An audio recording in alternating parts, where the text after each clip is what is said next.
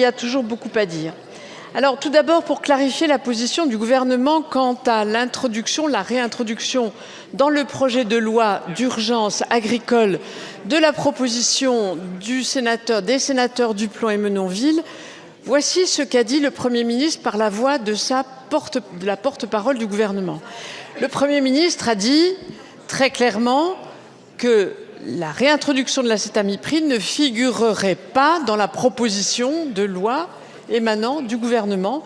Je n'ai pas dit autre chose. Vous m'avez interrogé sur le fond de la proposition de la loi Duplomb-Menonville. Personne n'ignore la position qui a été la mienne sur un sujet qui n'est pas scientifique, puisque, je le rappelle, ni l'EFSA ni l'ANSES ne se sont prononcés. Présent pour accompagner nos sinistrés. Merci beaucoup, Monsieur le Ministre. La parole est à présent à Madame Delphine Batho pour le groupe écologiste et social. Merci Madame la Présidente. Mesdames et Messieurs les ministres, 3 questions précises.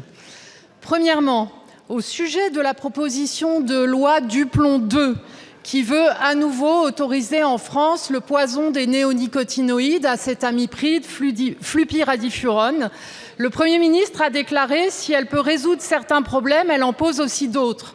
La porte-parole du gouvernement a expliqué, je cite, « on ne peut pas faire comme si une pétition n'avait pas réuni 2 millions de signataires ». Mais lors du débat ici même sur cette pétition, la ministre de l'Agriculture a déclaré qu'elle regardait la proposition de loi Duplomb avec, je cite, « bienveillance et sans tabou ». Pouvons-nous avoir la clarté sur la position de loi Duplomb avec, je cite, « bienveillance et sans tabou ». Pouvons-nous avoir la clarté sur la position du gouvernement? Deuxièmement, la justice a reconnu la responsabilité de l'État dans le préjudice écologique posé par les pesticides. Cette décision justice pour le vivant oblige à communiquer d'ici le 3 mars le calendrier de réexamen de toutes les autorisations des pesticides qui n'ont pas pris en compte le dernier état des connaissances scientifiques.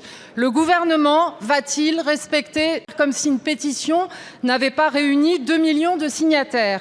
Mais lors du débat ici même sur cette pétition, la ministre de l'Agriculture a déclaré qu'elle regardait la proposition de loi Duplomb avec, je cite, « bienveillance et sans tabou ».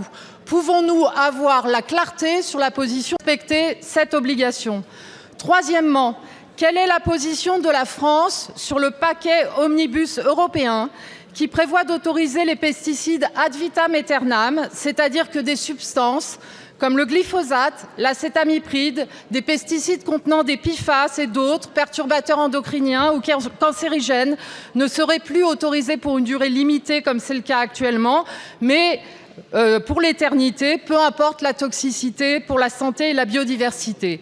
Pire, sans le moindre débat démocratique, il est question d'un abandon total de notre souveraineté, à savoir que l'ANSES et notre pays n'auraient plus leur mot à dire sur les pesticides utilisés sur notre sol.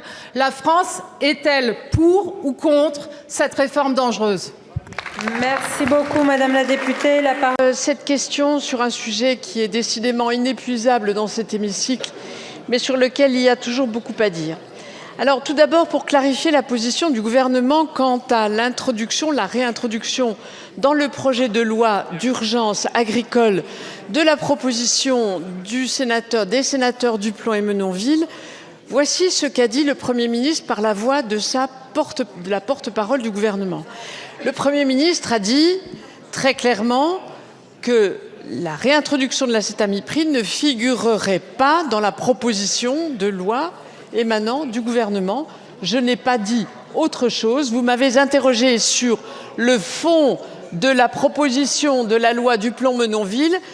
Personne n'ignore la position qui a été la mienne sur un sujet qui n'est pas scientifique, puisque, je le rappelle, ni l'EFSA ni l'ANSES ne se sont prononcés contre l'usage de cette substance.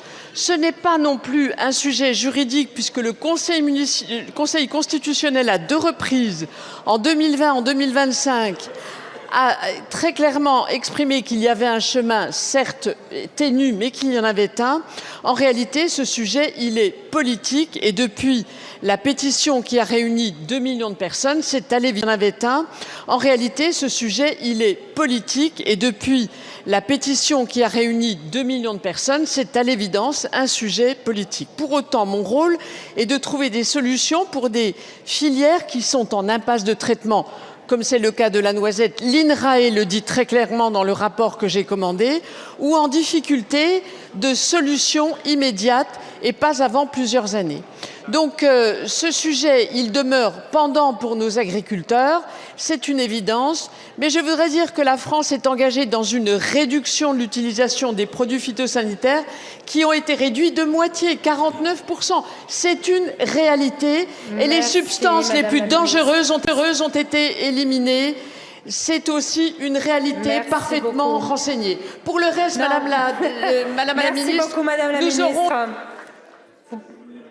Merci beaucoup, Madame la ministre. Et je vous indique d'ailleurs que la nouvelle pétition a franchi le seuil de 300 000 signataires sur le site de l'Assemblée nationale et donc elle sera évidemment prise en compte dans les prochains débats.